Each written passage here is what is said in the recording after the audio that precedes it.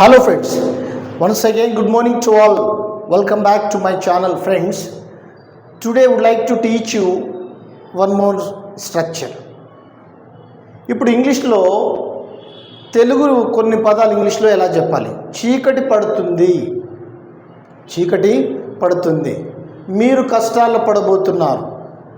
Next ఇది ఆలస్యం అవుతుంది, ఇది చల్లారిపోతుంది అని చెప్పాలి.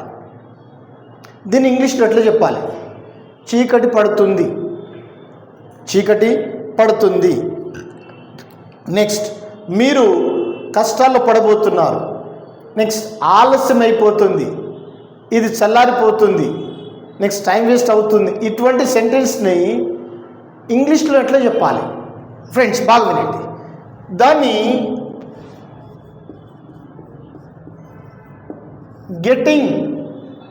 గెట్టింగ్ అని చెప్పాలి. తీసుకురా, గెట్ అంటే తీసుకురా. Get me a glass of water, నాకు ఒక గ్లాస్ వాటర్ తీసుకురా, అది వేరు. ఇది గెట్టింగ్. చీకటి పడుతుంది. ఇప్పుడు చూడండి, చీకటి పడుతుంది. దీని ఇంగ్లీష్లో it is getting dark. It is getting dark. చీకటి పడుతుంది. It is getting dark. Next మీరు కష్టాల్లో పడబోతున్నారు. మీరు కష్టాల్లో పడబోతున్నారు అంటే మీరు కష్టాల్లో పడబోతున్నారు. మీరు కష్టాల్లో పడబోతున్నారు. దీని ఇంగ్లీష్లో you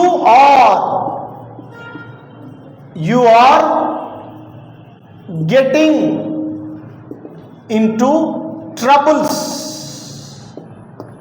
You are getting into troubles అంటే మీరు కష్టాల్లో పడబోతున్నారు. నెక్స్ట్ ఇంకోటి ఆలస్యం అయిపోతుంది. ట్రైన్ త్వరగా రా, మనం ట్రైన్ మిస్ అవుతుంది అంటాం. ఆలస్యం అయిపోతుంది. దాన్ని ఆలస్యం అయిపోతుంది. దీని ఇంగ్లీష్లో ఇట్ ఈస్ గెటింగ్ లేట్ అని చెప్పాలి. It is getting late. Next అది చల్లారిపోతుంది. త్వరగా తిను అంటాం. అది చల్లారిపోతుంది. It is getting cold. Friends, ఏదైనా ఒక పని, చీకటి పడుతుంది, ఇట్ ఈస్ గెటింగ్ డార్క్, మీరు కష్టాలు పడబోతున్నారు, you are getting into troubles.